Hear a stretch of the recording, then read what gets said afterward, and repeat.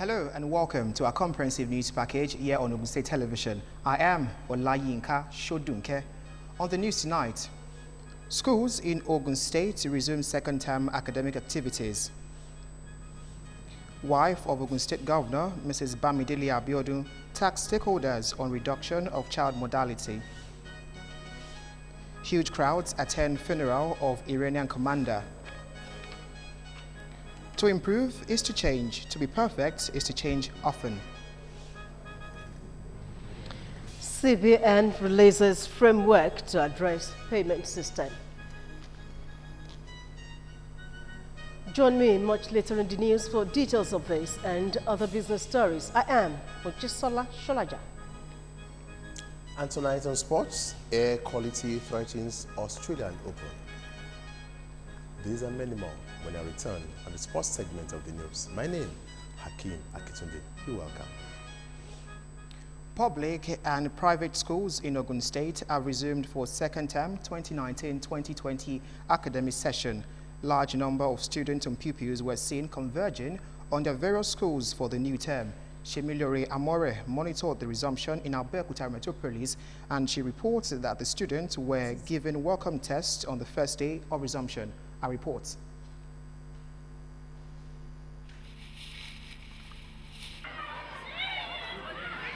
Students and pupils were in high spirits as schools across Ogun State resumed for the second term academic activities after the festivities.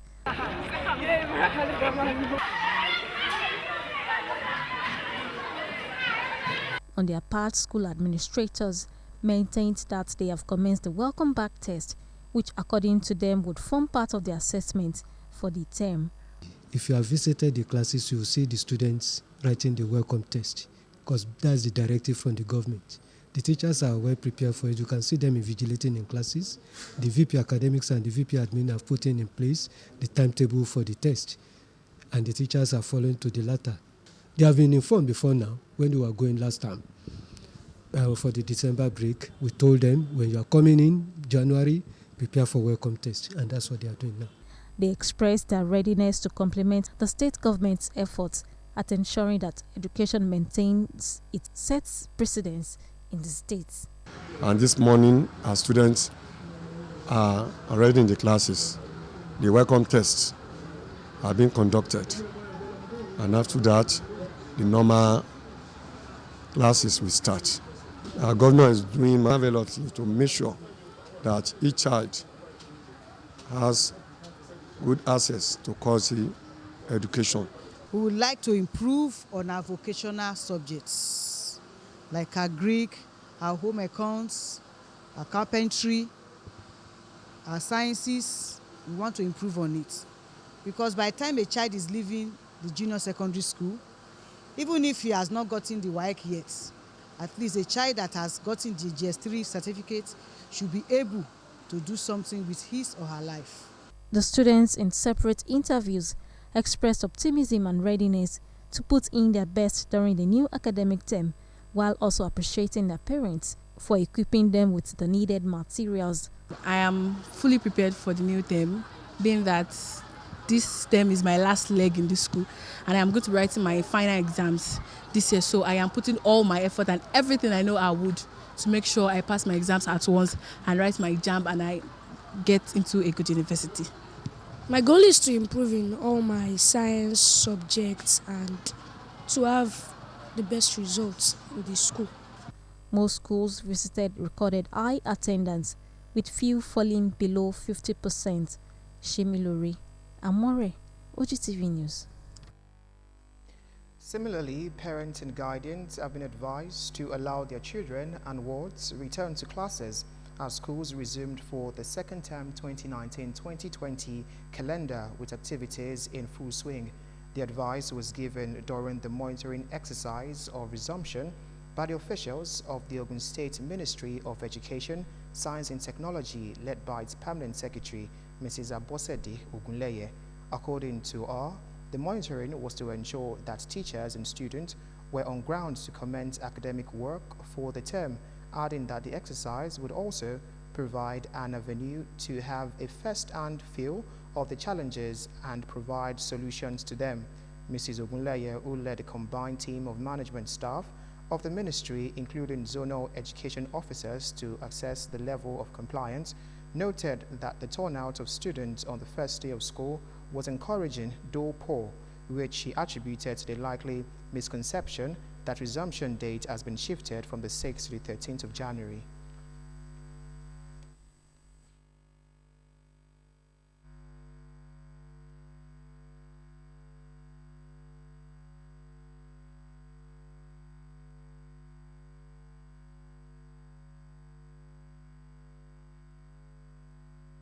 She added that with the welcome back test conducted, which was the normal practice, this will form a part of the general assessment of the learners at the end of the school term, hence the need for all students to be in school. Pupils were charged to take their studies seriously and avoid social vices, including acts of truancy, all through the term. Schools visited included Remo Secondary School, Shagamu, Ajegbe High School, Iperu Remo, Akeson Community Grammar School, Iperu Remo, Batoro Community Grammar School, Shagamu, Yewa College, Ilaro, Government Technical College, Ajegunle, Model College, Akinyale, Itolu High School, Ilaro, amongst others. As the second term 2019-2020 academic session commences, parents have been charged to ensure the timely release of their awards back to their schools in order to meet up with the required curriculum in due term. Director of Information Teaching Service Commission Ogun State, Mr. Kehinde Onosoya, stated this during an inspection tour of the commission to public secondary schools in the state to assess the level of preparedness of students and teachers for the second term academic activities. Ife Sholuwade has details. Public schools across Ogun State have resumed for the second term 2019-2020 academic session, leading the Ogun State Teaching Service Commission TESCOM team on a monitoring exercise to schools. Director of Information, Mr. Kehinde Onosoya, said the purpose of the visit was basically to check the preparedness of staff and turnout of students. This exercise, I want to tell you that at the commission is a continuous exercise. We continue to monitor our schools to ensure compliance with policy directives of government, and at the same time to ensure qualitative service delivery in the classroom. It is very, very important. Mr. Onosoya, while addressing senior staff of schools visited, reminded them of their responsibilities in a bid to sharing their wealth of knowledge and experience in the four walls of classrooms. They're supposed to provide a solid pillar, a kind of support for the school administrators. And the issue of a 10-hour period, which I mentioned, per week, it is very, very necessary, because during their induction, they agree to do it and they must do it. The monitoring team also seized the opportunity to assess the impact of NTEACH officials at their duty posts. They need to be more serious, more hardworking, because they are not just in schools to warm benches, they are to complement the effort of teachers. So the allowance being given there by federal government should be justified by adding value in those various schools. Some of the principals, while speaking with Ogtv News crew, expressed their satisfaction at their students and staff's adherence and preparedness to resumption. We started by cleaning the surroundings, and right now we are having our welcome test. The compliance is around 95%. All our students are in school, and the staff are also on ground. Work is going on smoothly. There is this skepticism that we are not going to start work, we are going to cut bush, and some parents deliberately keep their children back, not knowing that all those activities are part of learning. So the people that are in school today are not going to, they will tell their colleagues what they have done. We were not actually expecting them today, but we know that they do go around. And then whenever they are around, whether they come or not, we must perform our duty as expected. The students don't normally resume at the first day of resumption. And that was why we welcome the welcome test we normally do for them in the first day of resumption, which when you went around, we saw that it was going on. Schools visited were Ijemotitun High School, Catholic Comprehensive High School, and Abeokuta Grammar School, all in Abeokuta, as well as Christ Apostolic Grammar School, Ekperu Remo, Mayflower School, Ikene, and Remo Secondary School, Shagamu.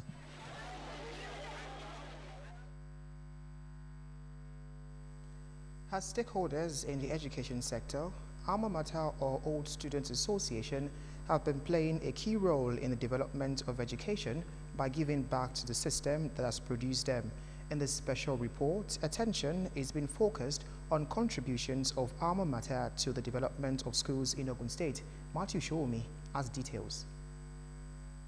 The realization of the fact that the enormous resources and investments required to take education to its rightful place cannot be borne by government alone has led to advocacy for the involvement of alumni in the development of the sector by stakeholders. This has therefore given rise to the activities of individuals who have constituted themselves into alumni group in trying to work together as a group for the progress and development of their schools. People have been speaking on what the contributions of alma mater or alumni association have been in the development of schools in the states. A good government or community should encourage formation of alumni associations because these are instruments of development. Particular instance, as an association, they will contribute to the development maybe by building the classrooms for the school, by giving scholarships. I would say they have been trying their best. When you talk of infrastructure, repairing, before I came in, there are some structures that were put in place. They come in. Sometimes we have the individual sets, we have the national body. Sometimes they come in, they give our students awards, scholarship, and best students in certain subjects.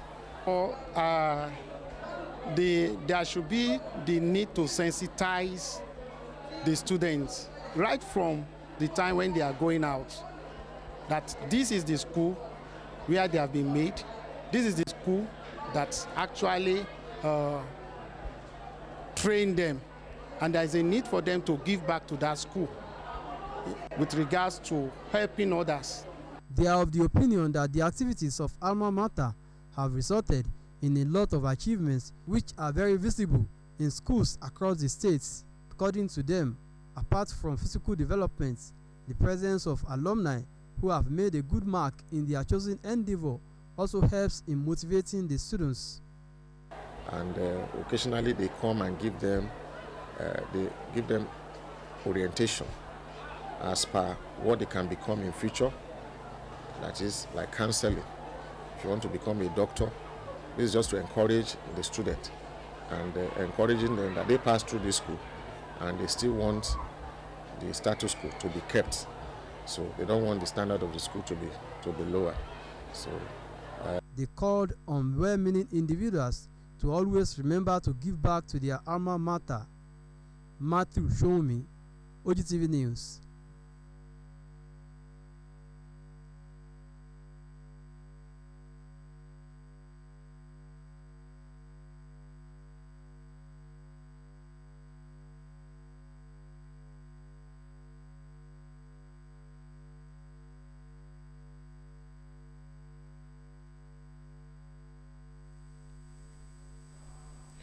Unqualified teachers in public and private primary schools and secondary schools in the country may from this month begin to bid their jobs farewell as the Teachers Registration Council of Nigeria, TRCN, starts the process of weeding them out of the system. The registrar, TRCN Professor Ajiboye, disclosed this on Monday. Ajiboye, who said the council had gotten the data of teachers in public and private primary and secondary schools nationwide, said the enforcement would start simultaneously across the 32 states of the Federation before the end of January. Though it did not specify the aggregate figures of teachers involved, no fewer than 400,000 teachers, especially in private primary and secondary schools, may be affected. Ajiboye said the Universal Basic Education Commission, UBEC, had helped in collating figures of the teachers in the schools concerned and that the council would not waste time in swinging into action. He said there was need to sensitize the sector, even if there would be even if there will be some initial discomfort. Any teacher not certified by the council is not expected to teach in any school in the country. In part 2, recently introduced Super Camp concept upscales military responses to security threats in northeast Nigeria. More news and report after the break.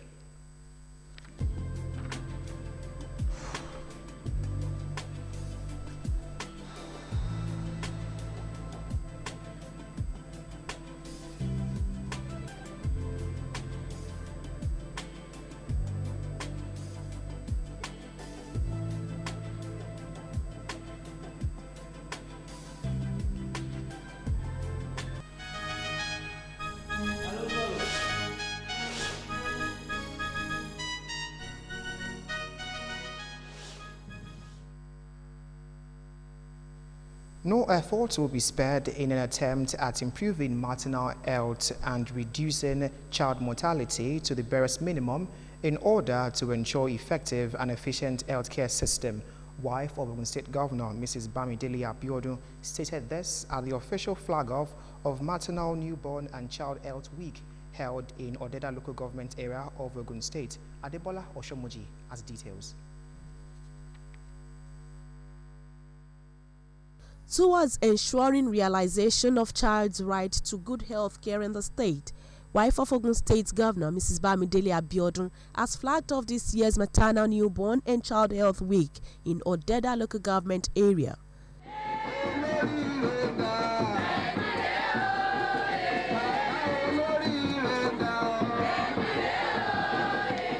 While charging the health workers to be more committed in the task of combating the maternal and child mortality rate in the state, Mrs. Abiodun urged parents and caregivers to make use of the window of opportunity of the immunization provided by the state government, as it is free, safe and effective.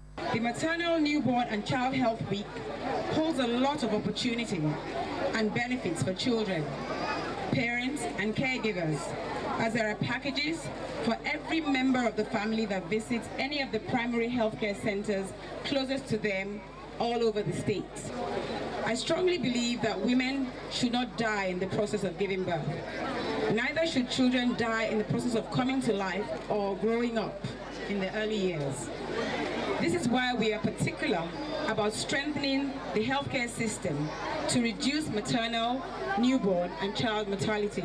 She added that the flag-off event is a demonstration of the current administration's commitment towards the eradication of childhood diseases and reduction of maternal and child mortality rate. I can confirm to you that this administration is committed to improving maternal health and reducing child mortality through an effective and efficient primary healthcare system, as pronounced repeatedly by His Excellency, the Governor of Ogun State, Prince Dr. Abiodun. What then are the benefits derivable from this year's Maternal, Newborn and Child Health Week? The Maternal, Newborn and Child Health Week aims to reach children between 0 to 59 months with services that include vitamin A supplementation for children from 6 to 59 months, deworming of all children from 12 months to 59 months, screening under 5 children for malnutrition, routine immunization for eligible children 0 to 11 months and mothers, growth monitoring and promotion, HIV, AIDS, counseling and services, and distribution of long-lasting insecticidal treated nets to all under 5 children and pregnant women who registered during the week. Speaking earlier, Commissioner Designate for Health, Dr. Olutomi Koka, described the event as a laudable one, urging parents to avail their children to the opportunity. And we can do with these interventions if we all avail ourselves to what His Excellency Governor Dr. Abiodun has provided for us for free. If we avail ourselves to it, then we can move ourselves forward in achieving better results. The week-long activities are designed to address the child health and mortality rate in 236 primary healthcare centers across the state. Adebola Oshomoji, Ogtv News. The National Malaria Elimination Program says it is working towards reducing malaria burden in the country by 13% in 2023. The coordinator of the program, Dr. Haudu Mohammed in Abuja, said that Nigeria currently accounted for 25% of global malaria burden. The coordinator said that the Roll Back Malaria program, which was launched in 2000 in Abuja, helped to reduce malaria burden, noting that globally, malaria was enormous, claiming 1 million lives per year.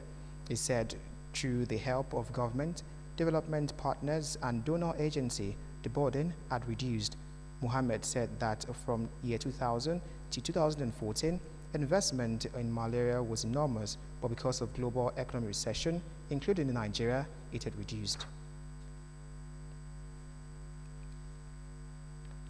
Ogun State House of Assembly has screened Honorable Justice Mobolaji Ojo as the President of the Customary Court of Appeal, Ogun State, following a correspondence received from the State Governor, Prince Dapo Abiodun, seeking for the screening and confirmation of the nominee.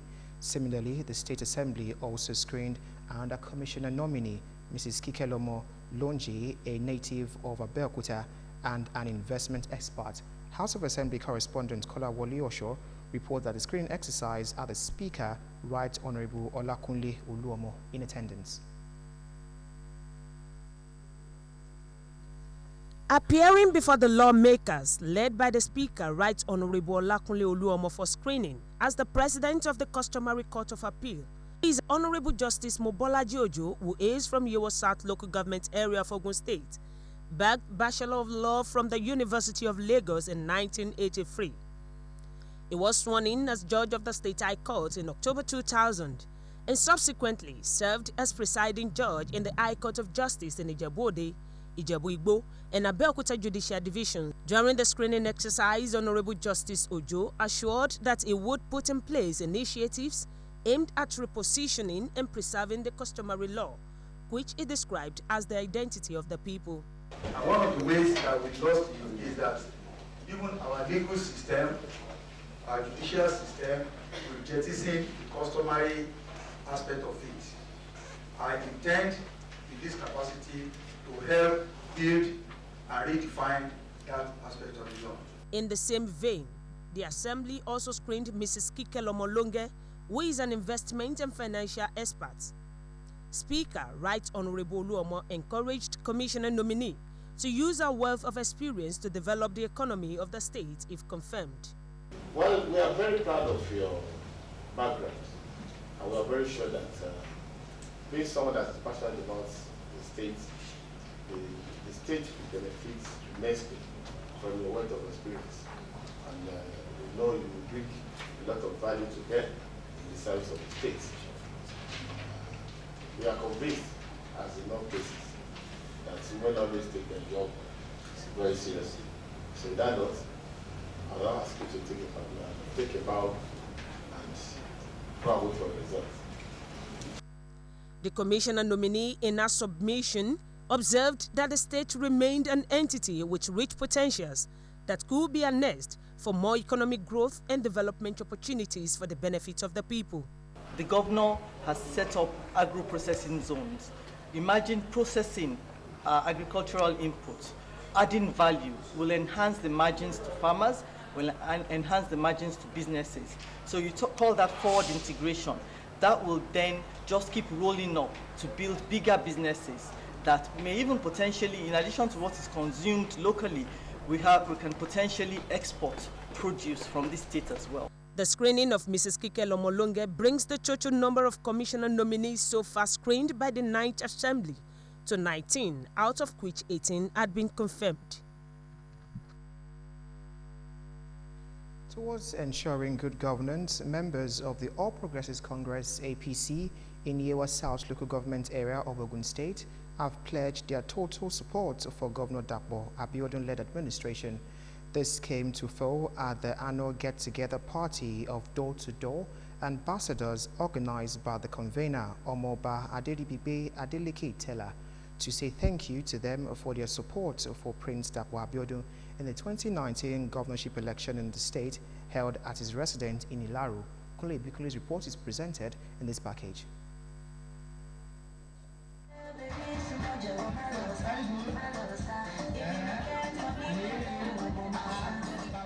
As a way of saying thank you for their support to the Ogun State Governor Prince Dapo Abiodun in the 2019 governorship election, Omoba Aderibigbe Adeleke Tella hosted members of Door-to-Door Ambassadors Group in Yewa South local government area of the state.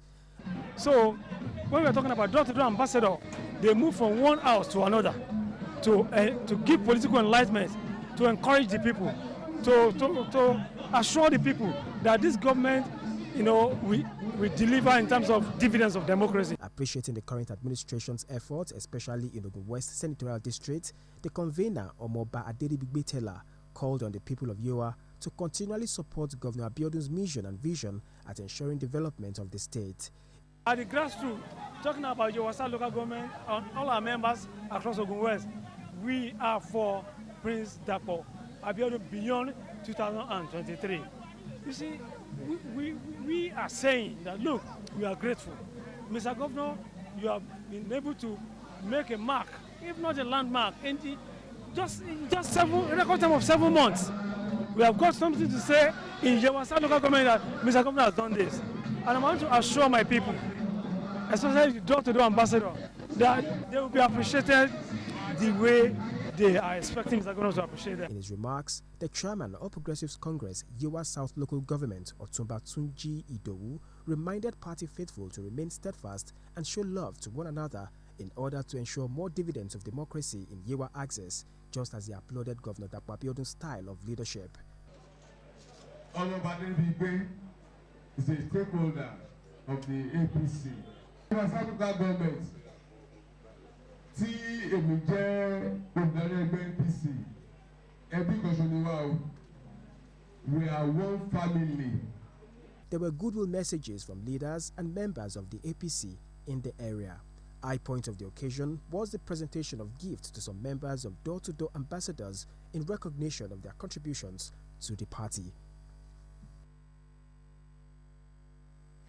Activities marking the year 2020 Armed Forces Remembrance Day celebration in Ogun State will commence on Friday the 10th of January 2020 with a special Jumat service at the Central Mosque, Kopiti, Abeokuta, starting at 1 in the afternoon. A statement from the Permanent Secretary, Political Affairs and Administration, Alhaja Salmo Totun, has it that an interdenominational church service would hold at the Cathedral of St. Peter, Ake, Abeokuta, on Sunday the 12th of January 2020 at 10 in the morning. The statement has that a special parade and laying on of wreath will take place at the Arcade Ground, Okemoson, Abeokuta, on Wednesday the 15th of January 2020 at 10 in the morning.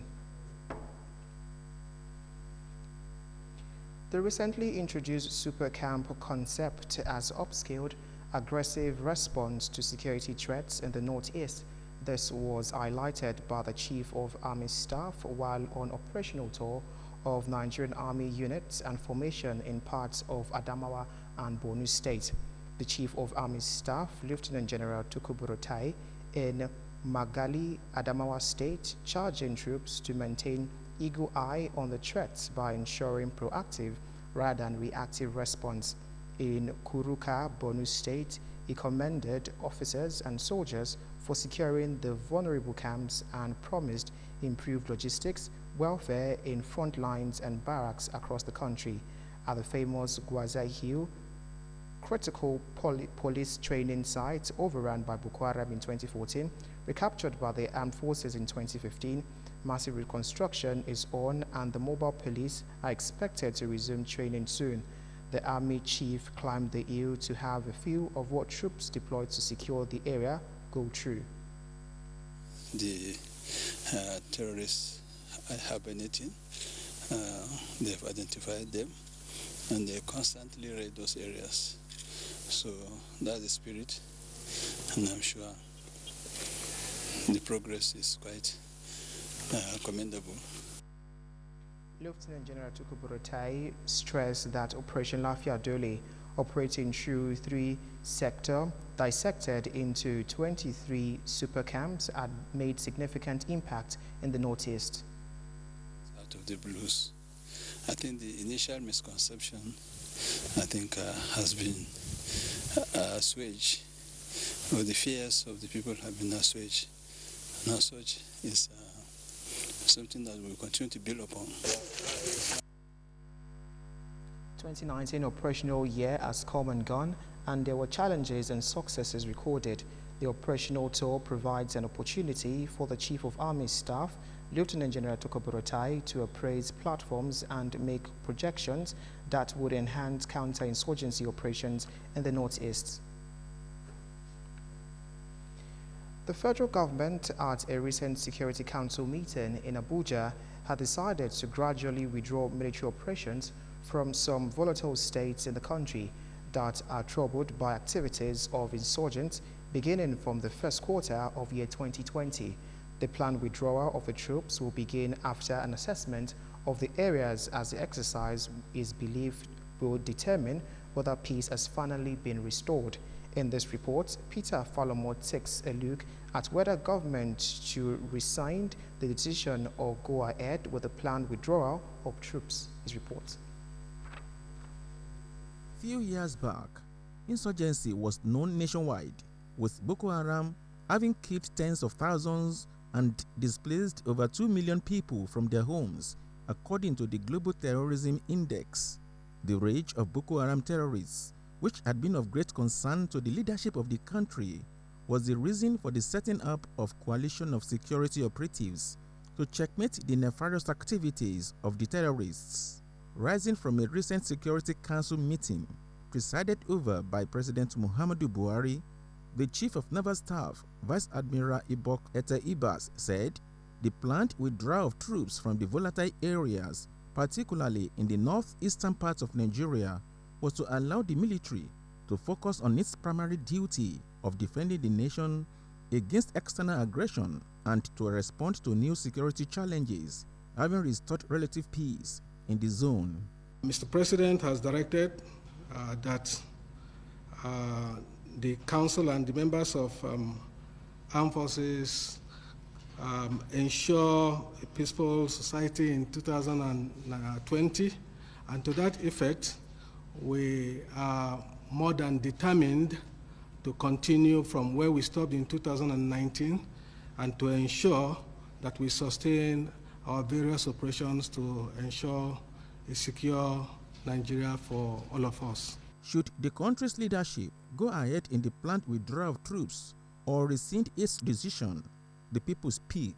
I am in support up to the extent that there is no more security risk for the people, but it should not be too. Probably when the ground forces are removed, that's the Nigerian army, probably the Nigerian Air Force will be making surveillance, to cover the place, to see about the security of the people.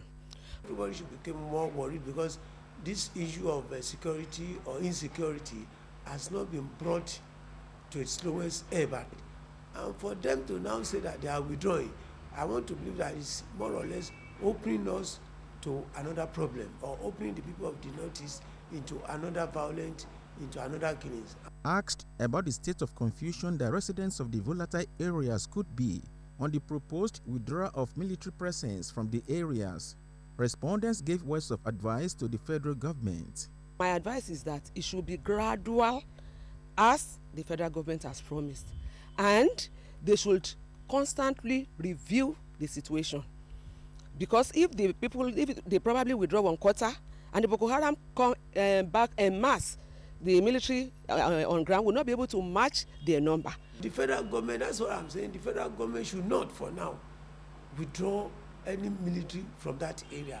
If genuinely they want to secure, and one of the first things of the president or the federal government is to secure every civilians in the country.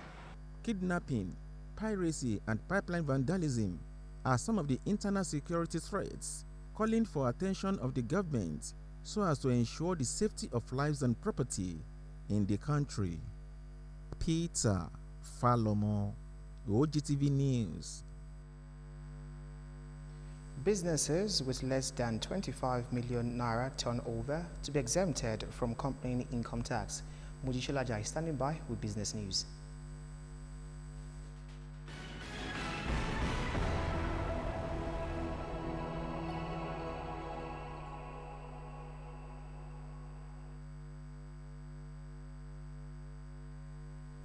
You're welcome to the business segment of the news. The Finance Bill 2019, when signed into law, will ensure that small businesses with turnover less than 25 million naira will be exempted from companies' income tax.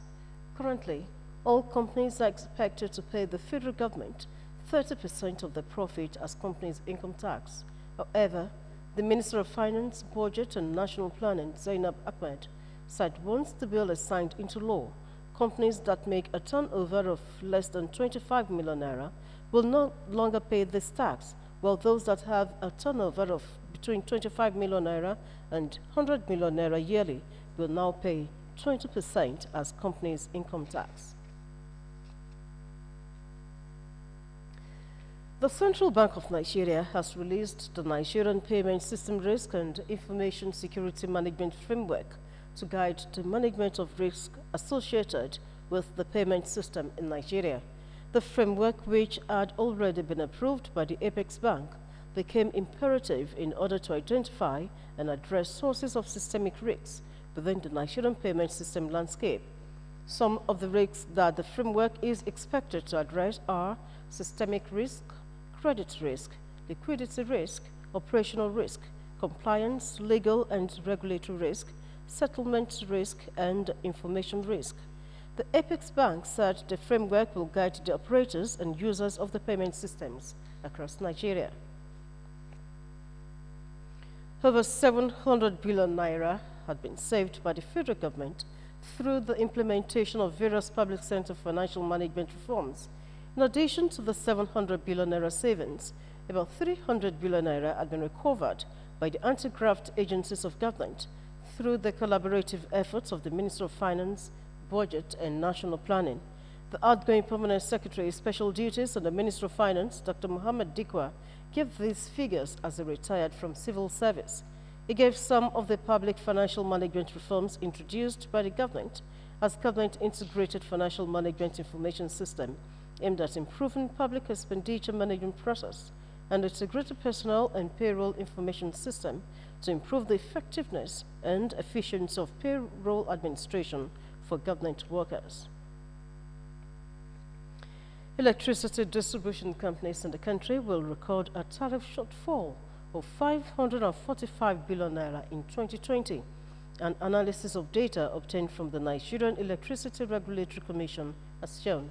According to the regulator, the federal government will fund the tariff shortfall through the Nigerian Bulk Electricity Trading PLC and the market operator, an arm of the Transmission Company of Nigeria.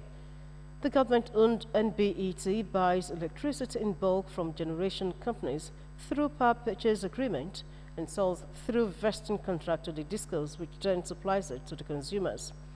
NERC, that is Nigerian Electricity Regulatory Commission, in its December 2019 minor review of multi-year tariff order 2015 and minimum remittance order for the year 2020 for the 11 discos, said consumers will start to pay more for electricity from April 1, 2020.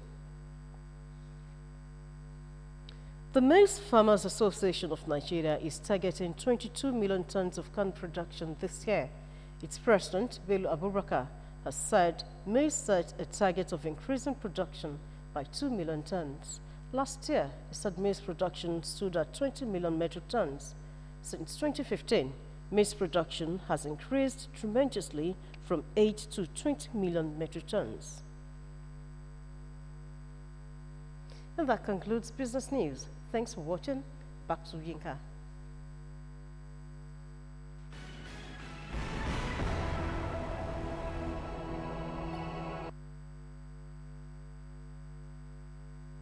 Thank you, Moji. On the wall today, Renaud Sinaga, described as Britain's most prolific rapist, has been jailed for life. Mourners applaud Tehran as calls for revenge over the death of Qasem Soleimani grows. Details are in this package.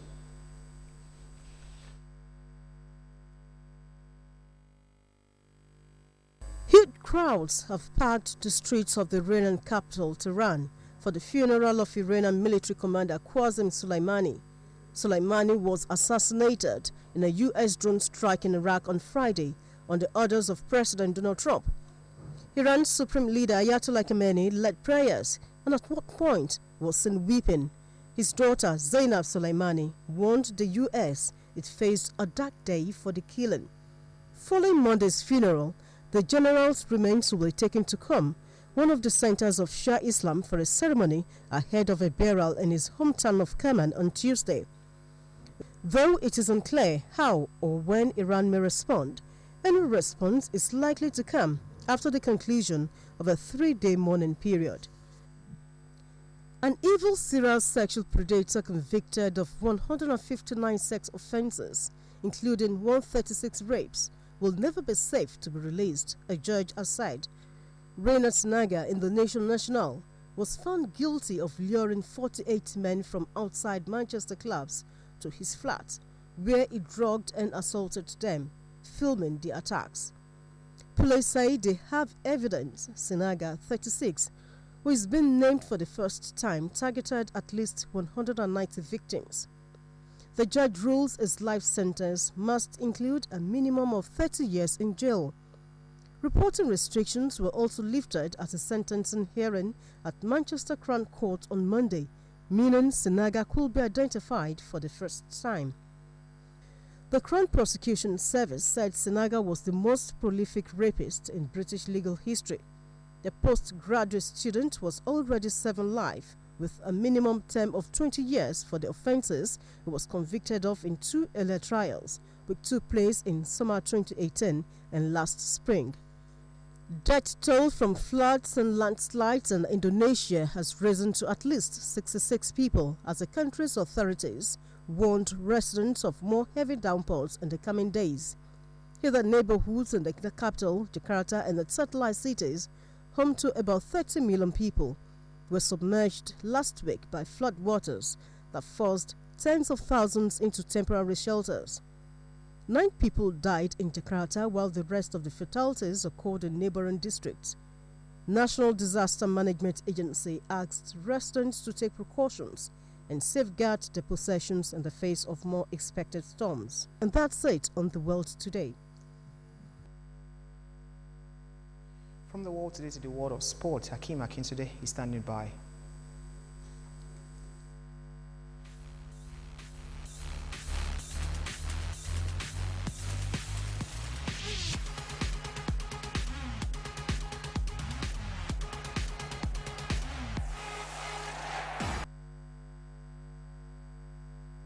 Welcome to the sports segment of the news. Serving up from the world of tennis, Ashley Barty remained world #1 after the first WTA rankings of 2020 were released Monday. As the Roland Garros champion prepares for a crack at this month's Australian Open, Barty enjoyed a stellar 2019, winning the French Open and the WTA finals on her way to becoming the first Australian women's #1 since Yvonne Goolagong Cowley in 1976. She's also aiming to become the first Australian to win a home Grand Slam since Christine Daniel in 1976. Australian Open matches could be suspended if air quality is too bad, organizers said, after Melbourne reached very unhealthy levels amid bushfires. Fires in Australia have killed at least 24 people since September, and millions of hectares of land have been scorched. The air quality index in the city reached 2013 on Monday, with a reading above 200 considered very unhealthy. Qualifying for the Australian Open begins on Tuesday, 14 January, with the main draw starting January 20. Meanwhile, Novak Djokovic has led Serbia to the quarterfinals of the inaugural ATP Cup by winning both his singles and doubles matches against group rivals France. Rafael Nadal of Spain beat Uruguay to close on the last 8 in Australia. The one-sided victory in the best-of-3 tie completed a second whitewash for the Davis Cup champions, who beat Georgia on Saturday. They will finish as Group B winners if they beat Japan on Wednesday. And still staying with tennis, Serena Williams says she remains confident she'll reach what has been an elusive 24th Grand Slam title after bitter disappointment in recent years. Since winning her 23rd major in 2017, Williams has suffered 4 defeats in finals. In her final match of 2019, Williams was beaten by Canadian teen Bianca Andreescu at the US Open, and she has arrived in Auckland, New Zealand for the ASB Classic to get her 2020 season underway. The world number 10 has never won the tournament and will face Russia's Svetlana Lanzhenetsova in the first round. But with the Australian Open 2 weeks away, Williams has her eyes on success in both events.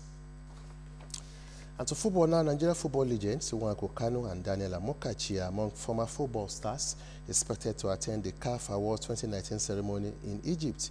The duo will be joined by Selecao of Brazil defender Cafu, Argentine legend Joan Sebastian Veron, and Yuri Jokev, a World Cup winner with the Le Bleus of France. Former African legends and former winners Didier Drogba, Yaya Toure, El Hadji Diouf, Kalusha Briwaya, and Roger Miller will also grace the CAF Awards 2019. Four-time winner Samuel Eto'o Fields of Cameroon will be the host at the ceremony. And coming back home, Enyimba have relieved head coach Usman Abdullahi of his job with the club. The club's chairman Felix Anyasiago said in a statement that after a string of disappointing results, the club believes it must be a new course. It must set a new course. The club chairman also said coach Fatai Osho would take over as the interim head coach. The club also issued a stern warning to the players to sit up or otherwise face the consequences. And Plateau United spanked defending champions Enyimba 4-0 to consolidate their position on top of the Nigeria Professional Football League, which entered week 12 over the weekend. Lobby Stars continue to keep the leaders on their toes following a 2-0 win over Sunshine Stars in Makurdi. In Port Harcourt, Rivers United spanked MFM 2-0 to stay third on the table, while Dakada FC, formerly Aqua Starlets, complete the top four on the table with an impressive 4-1 thumping of Adama United at the Nest of Champions in Uyo. In Okigwe, the Oriental Derby saw Heartland pipping Rangers 2-1 as the spoils were shared 1-1 between Kano Pillars and Warri Wolves at the Sani Abacha Stadium, Kano.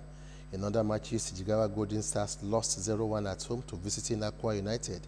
Akwa United beat Abia Warriors 2-0, while the 5-goal thriller in Lafia between Nasarawa United and FC Ifeanyi ended 3-2 in favor of Nasarawa United. And lastly, from the world of boxing, IBF, IBU, WBA, and WBO heavyweight champion Anthony Joshua is not overly concerned with the scenario of having to drop one of his world titles in the right scenario. Last month in Saudi Arabia, Joshua reclaimed his belt with a dominant 12-round unanimous decision over Andy Ruiz in their anticipated rematch. Now, Joshua has two mandatory defense obligations on the table. The IBF have ordered him to face Kubrat Pulev, and WBO have ordered him to fight Alexandre Usyk. At the moment, Pulev is the front runner to face Joshua, which means Usyk will receive some step-aside funds with another fight to come in the meantime. Frank Warren, promoter for Tyson Fury, believes Joshua should avoid both mandatory defenses and instead sit on the shelf to face the winner of the rematch between Fury and WBC champion Deontay Wilder, which takes place on February 22 at the MGM Grand in Las Vegas. Thanks for watching. That was Sport Update. Back to Inka.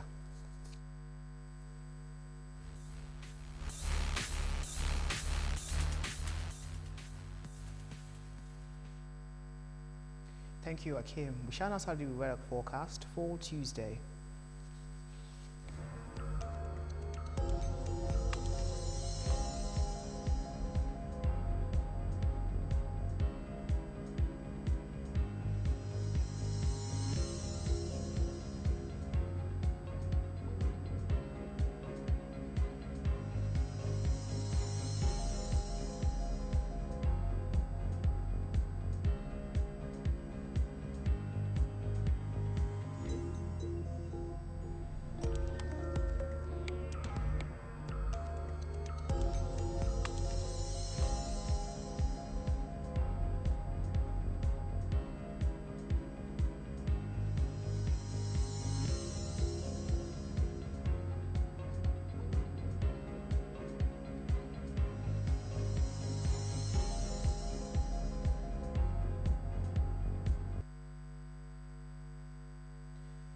bring you some words of Winston Churchill, which says, "To improve is to change, to be perfect is to change often."